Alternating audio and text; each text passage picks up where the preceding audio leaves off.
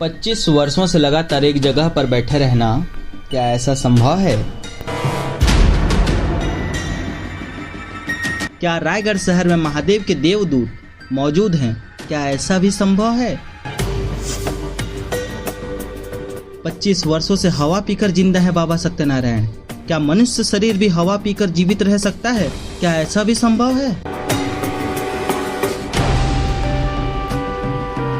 16 फरवरी 1998 को बाबा जब बाल्यावस्था में थे, घर से स्कूल के लिए निकले, तब वह 18 किलोमीटर दूर जा करके कोसमनारा गांव में एक पत्थर को शिवलिंग मानकर और जानकर अपने जीभ को काटकर महादेव के चरणों में चढ़ावा भेंट कर दी। जो किसी के लिए भी अपने बाल्यावस्था में ये सब कर पाना, क्या संभव है? असंभव है। आज के डेट में ऐसा कर पाना बिल्कुल भी असंभव है। लेकिन हमें लगता है कि शायद दूसरों को पता होगा, तो हम चलिए पूछ कर देखते हैं लोगों से कि उनको क्या लगता है इस बारे में। तो बाबा जी, आपसे एक सवाल था। क्या आज के डेट में इस कलयुग में 25 साल तक एक जगह पर बैठकर तपस्या कर पाना संभव है? बिल्कुल संभव है जी। कैसे? प्रभु की भक्ति जिसे प्राप्त हो जाए, फिर प्रभु की भक्ति से सब संभव है बालक, सब संभव है। ओहो, हर महादेव। अगर भरोसा नहीं है जी तो आओ मेरे साथ।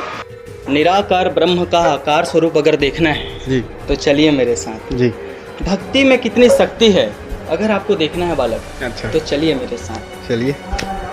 कली युग में साक्षात शिव स्वरूप को देखना है हाँ। तो चलिए मेरे साथ। अच्छा। और असंभव को संभव होते अगर देखना है तो आइए कोसमनारा और देखिए बाबा सत्यनारायण बाबा। जय हो।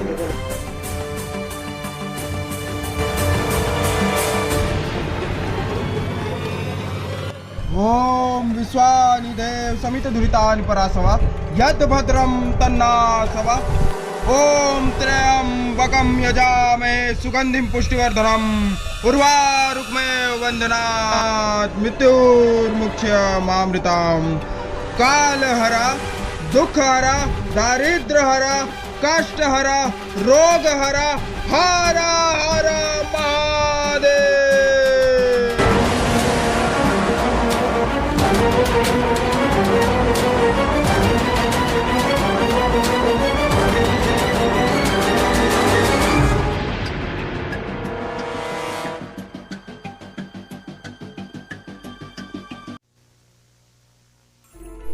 आइए जानते हैं बाबा सत्यनारायण सिद्धि और महादेव स्वरूप को कैसे प्राप्त किए। हाथ में 5 उंगलियां, अंगूठा, तर्जनी, मध्यिका, अनामिका, कनिष्ठ। अब तर्जनी उंगली पर आते हैं। तर्जनी उंगली के मध्य 3 गोल रेखाएं बनी हुई हैं, आप देख सकते हैं। उसी तरह बाकी उंगलियों की अगर गोल रेखाएं गिनना शुरू करें तो 12 गोल रेखाएं बनती हैं। राशिफल भी 12 होते हैं और साथ ही साथ बाबा के ज्योतिर्लिंग भी 12 होते हैं। इनमें से एक अंगुली है तर्जनी। तर्जनी पर ध्यान देते हैं। तर्जनी उंगली का डायरेक्ट संबंध जो होता है चेतना से होता है। चेतना उसे कहते हैं जहां बाबा का तृतीय नेत्र खुलता है, उस जगह को चेतना कहते हैं, और इंग्लिश में एनर्जी पॉइंट जिसे कहते हैं।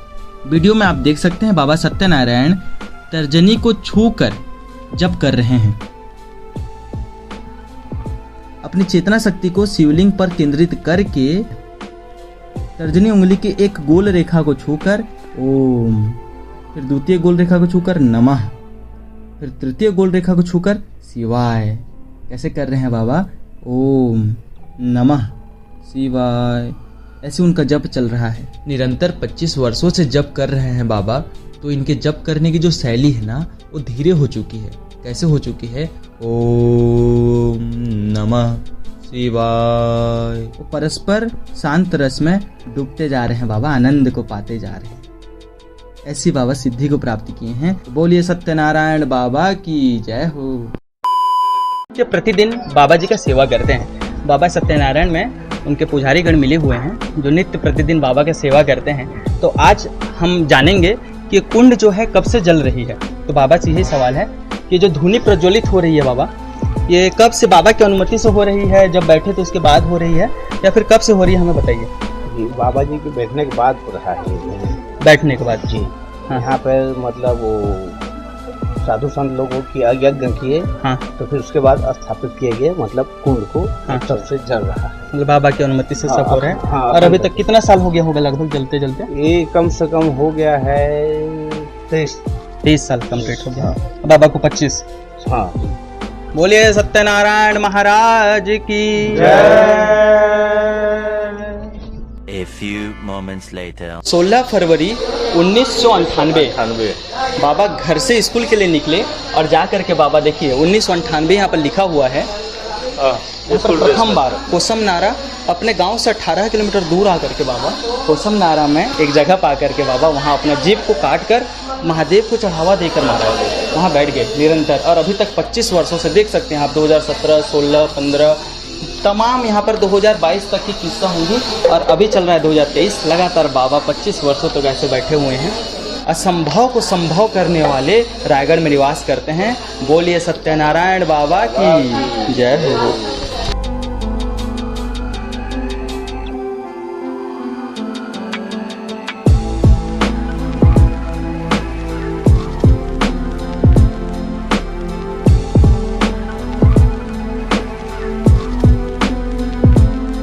Few inches later. पर कभी बाबा कैसे बैठे हैं यहाँ पर वो कभी किसी ने नहीं देख पाया। तो बाबा यहाँ पर कैसे बैठे हैं एक बार आध्यात्म की नज़रों में हम देखा जाए। सांसारिक वाले आते हैं, देख कर बाबा से कुछ न कुछ मांग लेते हैं और वापस चले जाते हैं। पर कभी बाबा कैसे बैठे हैं वो हमने सोचा नहीं। तो हमारे द्वारा इन्हीं की कृपा से हम आज बताने वाले हैं कि बाबा कैसे बैठे हुए हैं। गोस्वामी तुलसीदास जी कहते हैं 80 घाट में बैठकर बताए हैं बाबा कि बाबा बैठे कैसे हैं। तो हमारे रायगढ़ छत्तीसगढ़ में भी सत्यनारायण बाबा कह के हमें महादेव के स्वरूप यहाँ पर निरंतर बैठे हुए हैं। तो गोस्वामी तुलसीदास जी कहते हैं कि बाबा कैसे बैठे हैं। परम रम्या गिरिवर कैलासो। परम रम्य है बाबा, मतलब रोम रोम से पुलकित हैं। वहाँ बैठे हुए हैं तो बाबा रोम रोम से क्या है, पुलकित है और प्रसन्न है, मन से पूरा प्रसन्न है, आनंद में है बाबा। और पर्वतों का राजा कहा जाता है कैलाश को। पर्वतों का राजा कहा जाता है कैलाश को। कैलाश के दिव्य शिखर पर, कैलाश पर्वत के दिव्य शिखर पर सदा जहां शिव उमा निवासो। दिव्य शिखर के ऊपर भोलेनाथ माँ पार्वती निरंतर बैठा करते हैं। क्या? सदा जहां शिव उमा निवासो। वहां पर गोस्वामी तुलसीदास जी कहते हैं दिव्य शिखर कैलाश के बहुत बड़ा बट वृक्ष है। देखिए बाबा के पीछे भी आप गौर कर सकते हैं, बट वृक्ष है। तो गोस्वामी तुलसीदास जी कहते हैं कि बट वृक्ष के नीचे गिरि पर वट वृक्ष विशाला। बहुत बड़ा क्या है, बरगद का पेड़ है। और बरगद पेड़ का क्वालिटी क्या कहते हैं गोस्वामी तुलसीदास जी?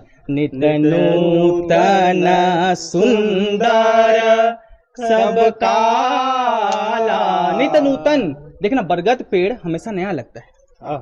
क्यों नया लगता है वो? क्योंकि बाबा उनके नीचे बैठकर भजन क्या करते हैं। जैसे बाबा बैठे हुए हैं भजन में निरंतर ये बह रहे हैं बाबा शांत तरह से।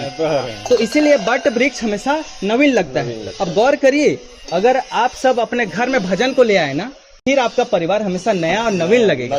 तो भजन जहाँ होता है ना वो जगह नवीन बना रहता है।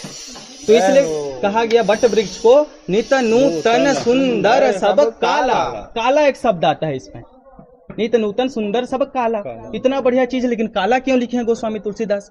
तो कहते हैं बाबा जो नित्य नूतन सुंदर सब काला, बट वृक्ष में क्या निकलता है वो? उनकी टहलियां वो जाकर नीचे बनाती हैं, जड़ पाल बनाती हैं। तो गोस्वामी तुलसीदास जी ने ये कहा जो बरगद के पेड़ में टहनियां निकली हुई हैं, सुंदर सब काला कहे तो बाबा की वो जटाएं हैं। जटाएं कौन से रंग की होती हैं? काले रंग की। इसलिए क्या कि बट वृक्ष की जो शाखाएं निकले हुए हैं वो बाबा के जटाएं का स्वरूप। देखिए हमारे बाबा जी के जटाएं देखिए और स्वरूप को निरंतर चिंतन करते रहिए। बाबा ने क्या कहा है? नित्य नूतन सुंदर सब काला, बैठे ही सहज ही शंभु कृपाला। यहाँ पर एक शब्द आता है सहज। सहज यानी जैसे हो वैसे बैठ जाना, बिना बनावट के।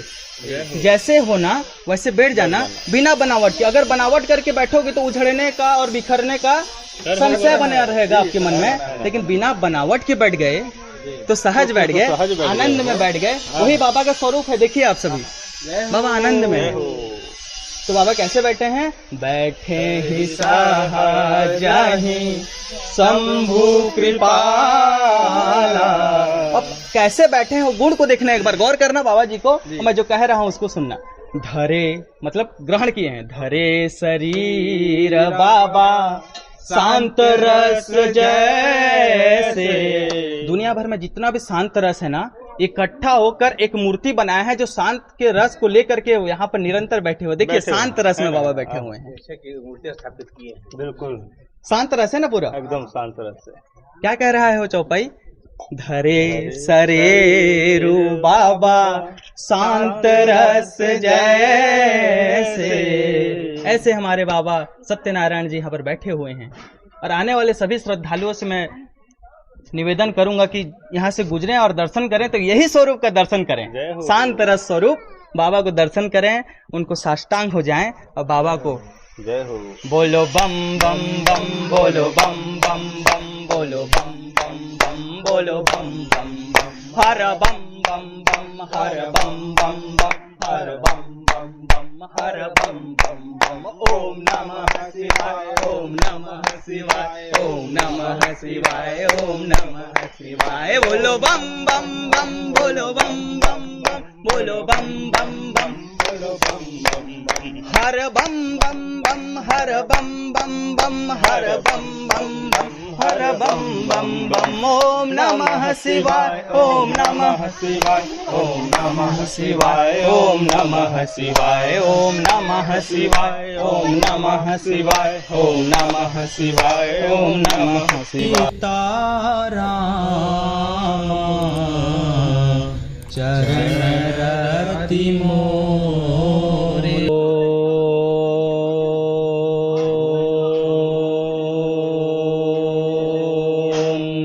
नमः पार्वती पतये हर